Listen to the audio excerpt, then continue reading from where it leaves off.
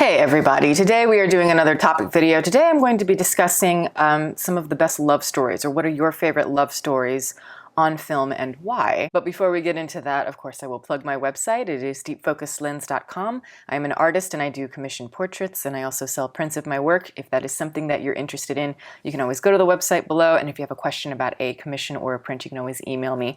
My email is in the description box below as well. All right, let's begin. The Remains of the Day, the best definition of unconsummated love in a film. Hopkins achieves the most magical and subtle silent love scenes of the 90s. So funny that this is brought up because I just saw this film for the first time since I was a child a few days ago. Actually, I watched it twice. It has major sentimental value for me because my dad was a huge fan of it. And so when I was very, very little, I would watch it with him. And though I didn't know a lot about film, obviously, being very little, I was still struck by the artistry of it. I remember, the music being very intriguing. I never realized how many split diopter shots are in that movie, or that Mike Nichols directed it. My dad just really loves movies about repressed societies and all of the feelings that are hidden underneath it. And I understand the impulse. I do think that the film has that longing and that repression. It captures the feeling of it so, so well. What you say about Anthony Hopkins is so, so true. I mean, the man is amazing. That role is a really, really hard one, just because you know so little about the person.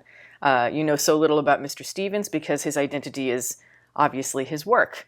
And, all of that longing and just the loneliness, it's just kind of a little twinkle in his eye. And it's like cartoonish levels, just how much this guy wants to distance himself from feelings and all of that. But, I think it does kind of work in the sense of, you have the framework of the Nazi Party idea, of World War II. And I like that framework just because it's very much like the context of something. You don't realize in the big scheme of things how things are going to reverberate, how everyone's going to be affected by something until it's already happened. So it's very tunnel vision, very stern, but then, of course, they realize huge mistakes were made, and all of that, of course, mirrors this love story.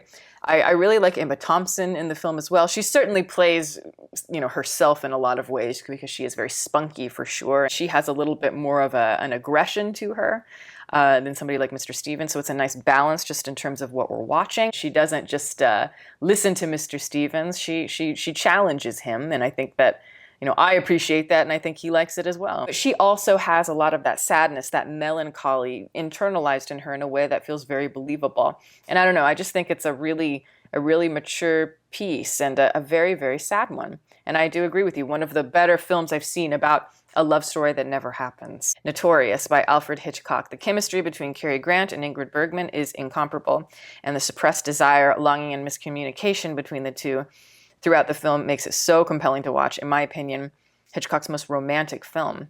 Ooh. I don't know about that. I might have to think about that one in terms of the romance. But really, honestly, it might be up there for me because Notorious is like top 3 favorite Hitchcock movies of all time. And Ingrid Bergman is just so beautiful in it. And Cary Grant is at his most mysterious, his most debonair, I think. I absolutely adore that film, and I adore the 3 central performances in it. Interesting, though, that you talk about the love story here, because I actually think this is a really destructive love story.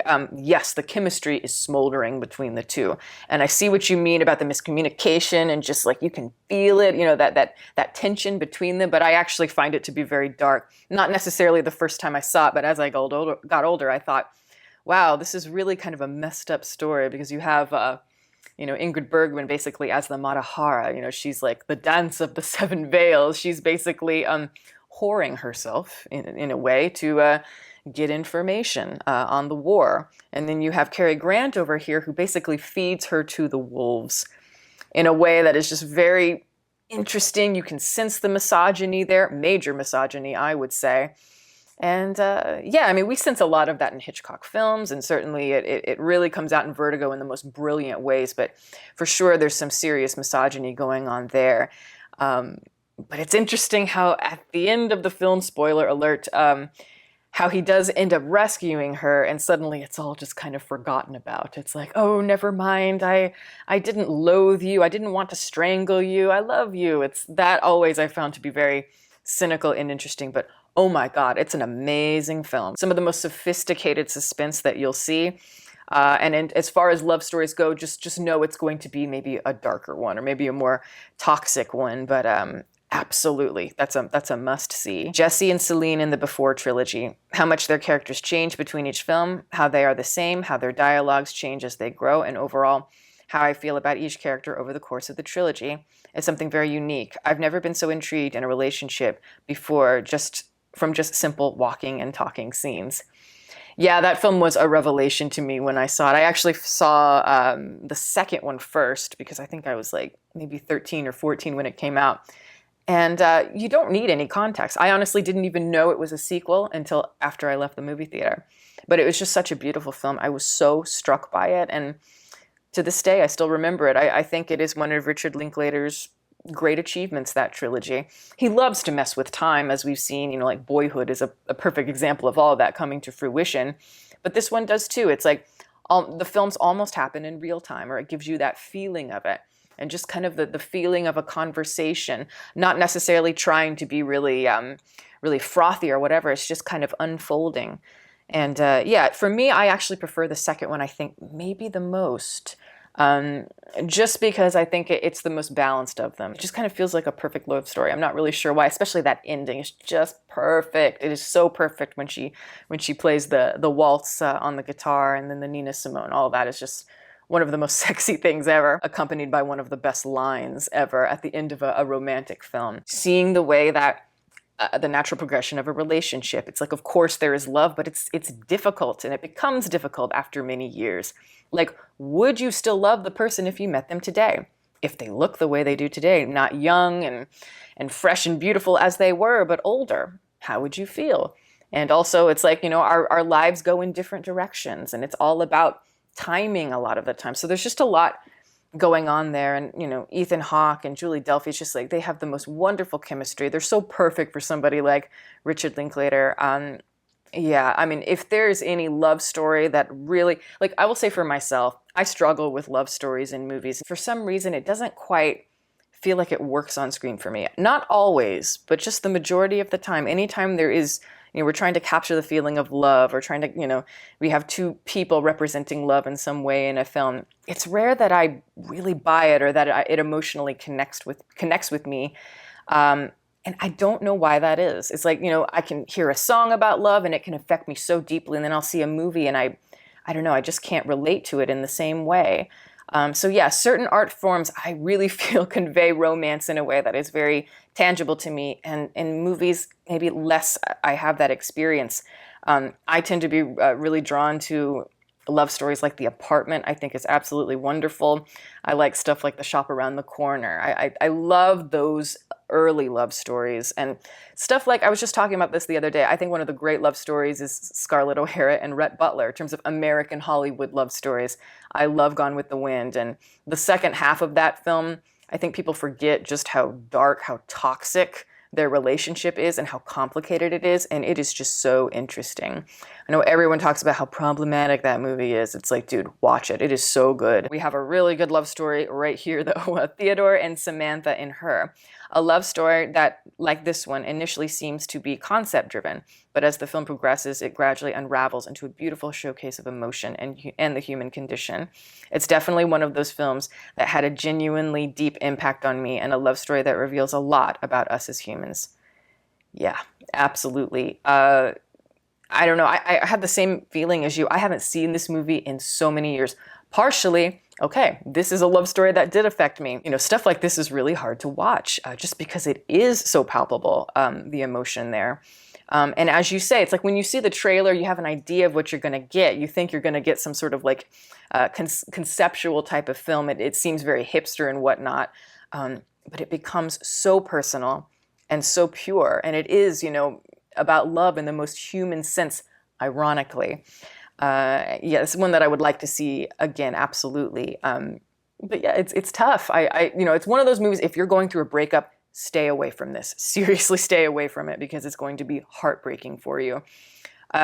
Certainly, part of what makes the film so wonderful, the sensitivity, the gentility of it, is Joaquin Phoenix. I just love him in this film. And I love Scarlett Johansson. Not a fan of hers as an actress, but just her voice in this is absolutely perfect. He just has just a wonderful, wonderful spirit about him, just so lovable. Everything about the film is really wonderful. So yeah, I got to agree with you. One of the better modern love stories.